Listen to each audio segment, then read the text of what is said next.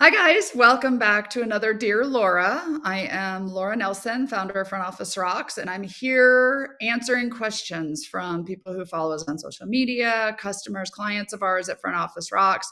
Anyone who's got a question, in fact, I'm starting to speak live again, which is great. So I've got a whole list of questions from events that I've been speaking at. So if you're not subscribing already or following us or whatever the case may be, do it so that you can be included in these questions. Because our hope with these questions at Front Office Rocks is that we're addressing issues that are happening in your practice right now, that are questions that you have, other offices have, and many times, no matter if you're in California like me or in New York City, we have the same issues in the dental office. So offices. So let's get to it. Okay. So, dear Laura, we just added several new team members to start the year, and I want to establish a good tone in the practice so that we're all on the same page. Thoughts on how to set a good tone? Um, so when you say the word tone, whoever wrote this, thanks for sending it.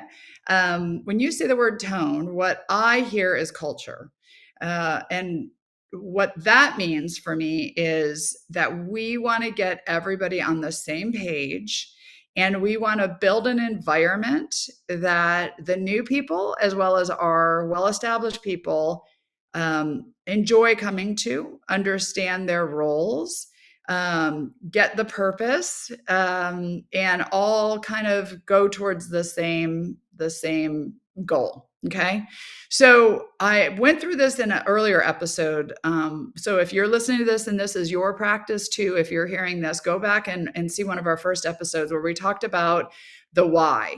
And I say, if you're not watching me, I quotes around the why. Basically, in order to set a good tone or a good culture, the first step is to really establish, why are we here?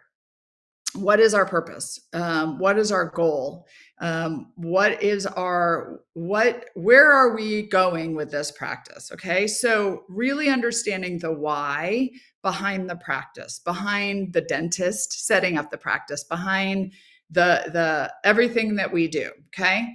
Then making sure that everybody on the team understands that why and is going in that direction. Now, we don't all have to be exactly in line with that purpose, with that why, but we should be going towards the same direction. And what I mean by that is, let's say we've established our purpose is to completely take care of patients so they can keep their teeth for life. We are here to be a full comprehensive dental practice, and customer service is top notch for every patient interaction.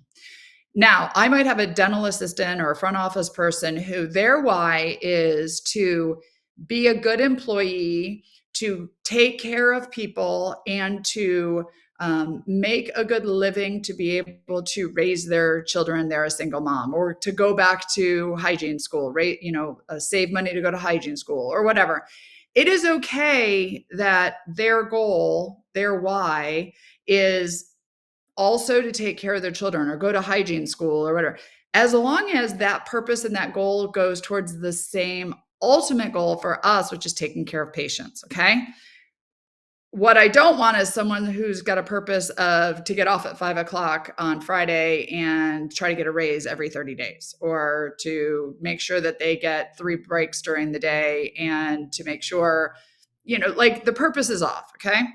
Once I know what the why is, once my team all understands we're all going towards that why and our purpose and our goal is in the same direction, now we focus on the culture and the tone, which is what you're talking about.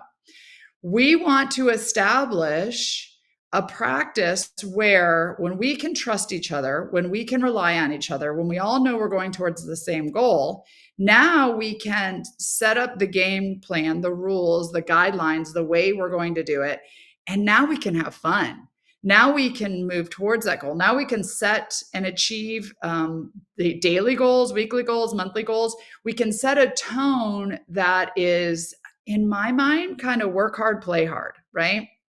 But if we've got an office that doesn't have established why, purpose, goal, we don't know how to play by the same rules.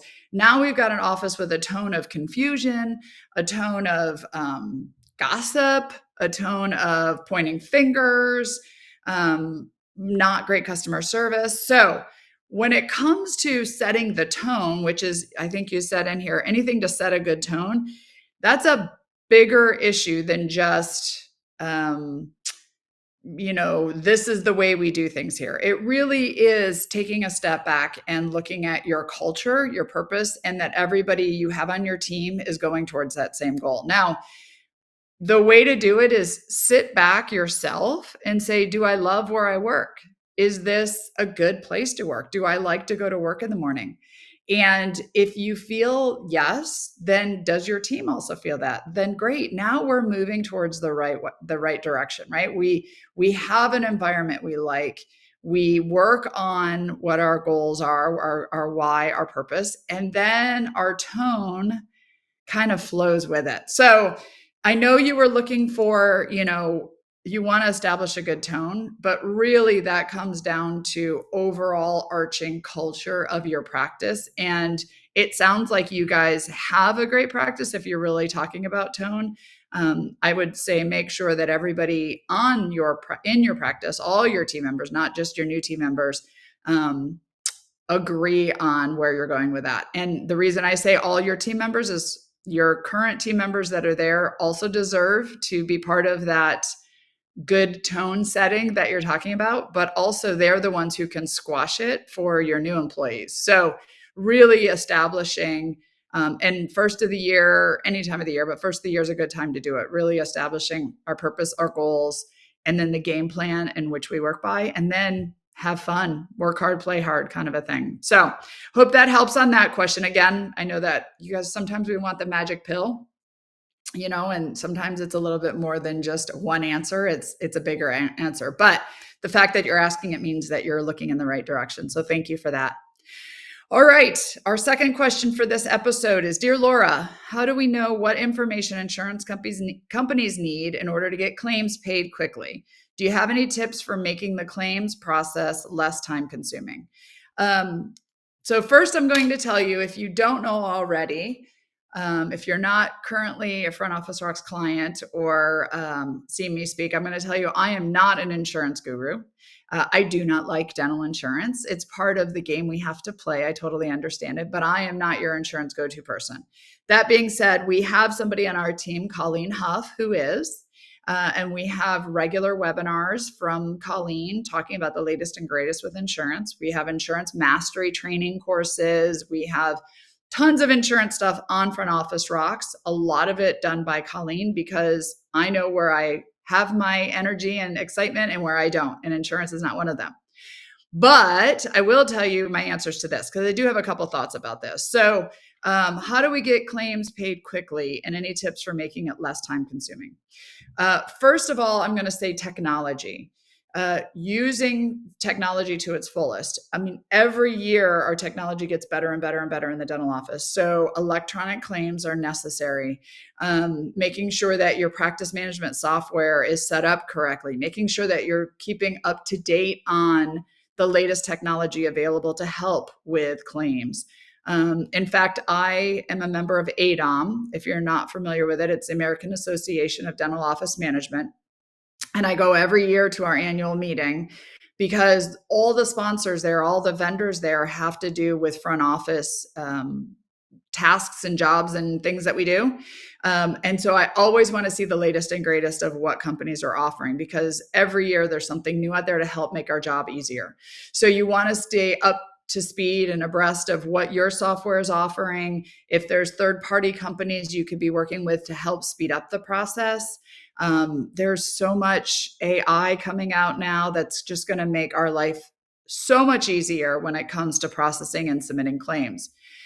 That being said, insurance companies are not making it easier for us. So it's still time consuming. I get it. But we want to make sure that we're using the technology, whatever the latest and greatest is. No matter when you listen to this, there's stuff out there to help. So if you're not using the latest technology, make sure, and I would say join our groups, join Facebook groups, come to ADOM.